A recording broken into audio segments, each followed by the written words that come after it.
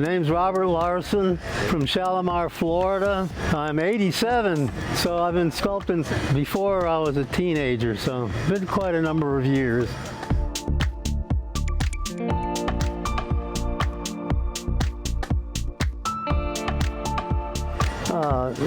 I'd like to do something with Enzo Torcoletti. He and I have been friends for a long time, but I also come to really appreciate the work of Frank Murphy.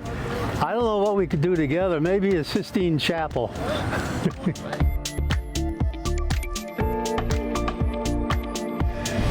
My favorite is a hammer and chisel.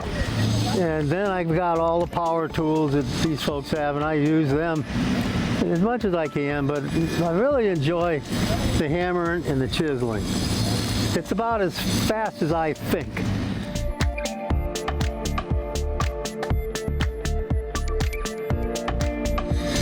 Well, I haven't actually participated in any others except this one. I've been to the one out in Colorado while they were in session, and I've talked to people who were there, and I've talked to people who've been to other festivals. I think what makes this stand out is the willingness that everybody here has to share their ideas. You'll see all of us sharing tools, sharing expertise, helping to make aesthetic decisions if you ask for that. And other than that, everybody goes around and looks to see how everybody's doing, and they encourage. There's not a competition, but rather a desire for everybody to help everybody else do their best work. Are you going to make sure this keeps going in the future? I'm 87. I plan to be back, but when I'm gone, I think you really need to continue this tradition.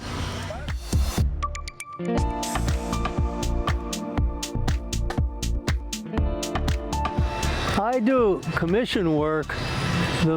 Probably the most unusual piece I ever did was something that started in wood as a prototype. It was 21 feet long, bolted together, sat in front of the Seminole dining hall where the kids in the school played on it. And when some of the fraternity guys had one of their wild weekends, came down and tried to steal it, they broke it up. But I brought it home, put it back together, took careful photos.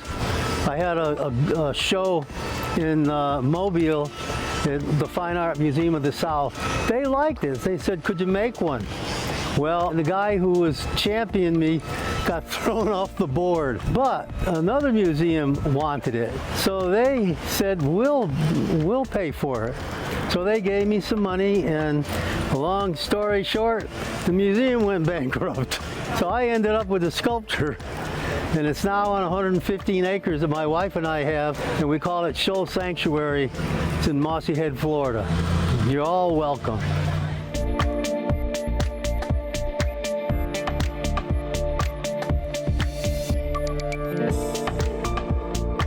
It's wonderful, like this morning when Desiree Pucci gave her talk, she was crying over the same things that I weep over, to my wife and I. And to find someone who has such a simpatico spirit is a lot of support.